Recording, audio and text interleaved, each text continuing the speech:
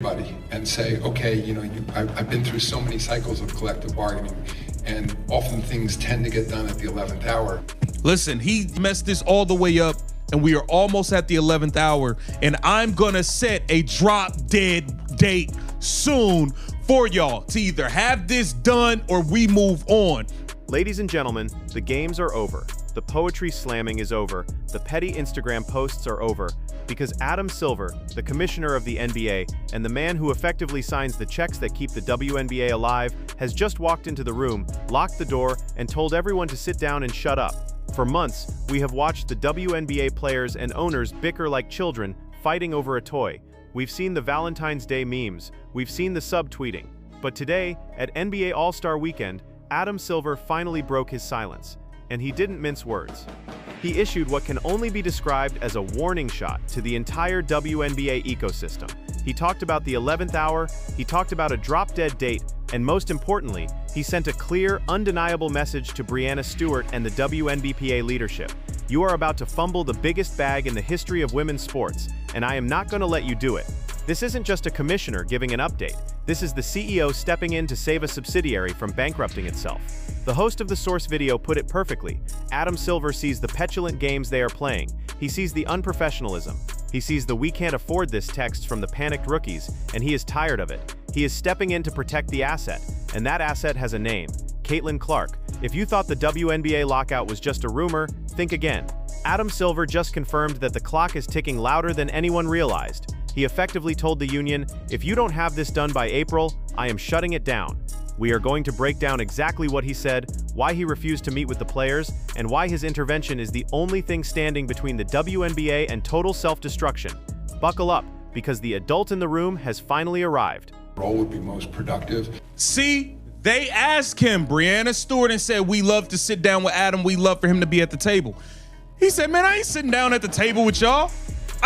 Let's analyze the phrase drop-dead date, because in the corporate world, that is terrifying language.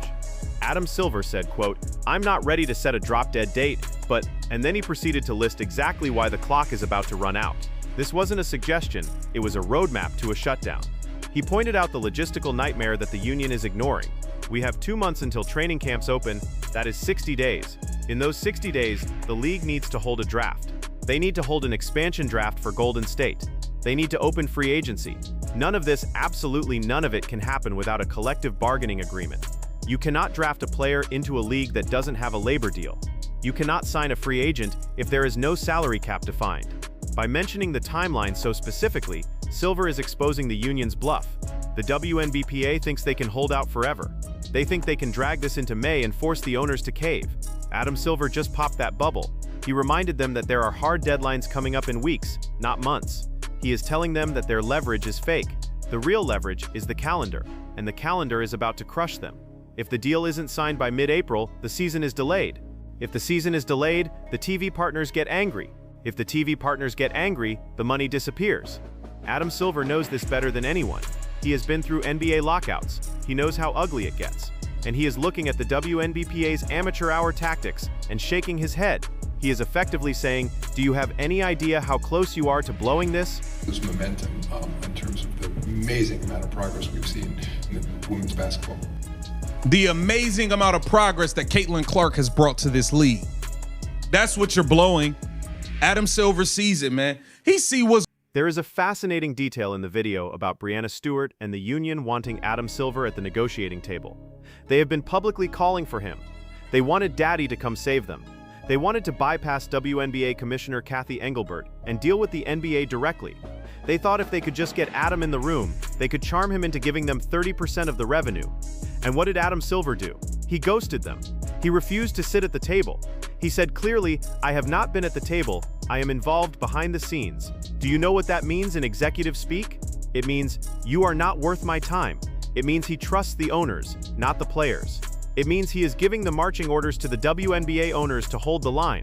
He is playing good cop, bad cop. He acts diplomatic to the press, saying he's encouraged, but behind the scenes, he is telling the owners, do not give them the revenue share. Do not give in to these ridiculous demands. The host of the video breaks this down brilliantly. He ain't sitting down with none of them, he's been ignoring them because he sees the games. It is a massive power move. He is delegitimizing the union's leadership By refusing to treat them as equals, he is telling Brianna Stewart and Nneka Ogwumike, "You deal with Kathy, I have an NBA to run, I have real problems to solve. Come back when you're serious." It is the ultimate snub, and it shows that the union completely miscalculated their standing with the NBA. They thought they were partners. Adam Silver just reminded them they are a subsidiary. I've been through so many cycles of collective bargaining, and often things tend to get done at the 11th hour. We're getting awfully close to the 11th hour now when it comes to bargaining. To set a drop dead date, but I will say, as I look at the calendar and the amount that we need to get done, really over the next 2 months. Quoted as saying, "I'm not ready to set a drop dead date. What I love to accomplish is putting pressure on everybody." That's NBA Commissioner Adam Silver on WNBA. Why is Adam Silver doing this now? Why intervene at All-Star Weekend? Why not just let them fight it out? The answer is simple: Caitlin Clark. Adam Silver is a businessman. He looks at the numbers, he sees that the WNBA viewership is up 500%. He sees the charter flights being paid for. He sees the billions of dollars in potential future revenue. And he knows that all of it, 100% of it, is tied to the momentum of Caitlin Clark entering her second year. He also knows that a strike would kill that momentum dead. If the WNBA goes on strike, Caitlin Clark goes dark. She disappears from the national conversation. She goes to play golf. She goes on vacation. The casual fans, the millions of people who tuned in just to see her logo threes, will leave. They will go watch baseball. They will go watch the NBA playoffs. They won't wait around for a labor dispute to be settled. Adam Silver is looking at the WNBPA and thinking, "Are you insane? You finally have the Tiger Woods of your sport, the Michael Jordan of your era, and you want to cancel the season?" His warning about the timeline is really a protection order for Caitlin Clark. He is trying to force a deal so that Caitlin can be on NBC in May. He doesn't care about the union's internal politics. He doesn't care about the veterans' jealousy. He cares about the amazing amount of progress he mentioned in his press conference. And let's be real, progress is a code word for profit, and profit spells C-L-A-R-K. He is not going to let a bad union leadership destroy his golden goose. To the WNBA about the latest CBA negotiations. This is a three-parter, folks. A three-parter. Roses are red, violets are blue. We'd love a proposal that values players too. The video touches on the Valentine's message and the "we can't afford this" narrative. Adam Silver is aware of all of this. He sees the unprofessionalism, and as the head of the NBA, it reflects poorly on him. The WNBA is an NBA product. When the WNBA acts like clowns, the NBA looks like a circus.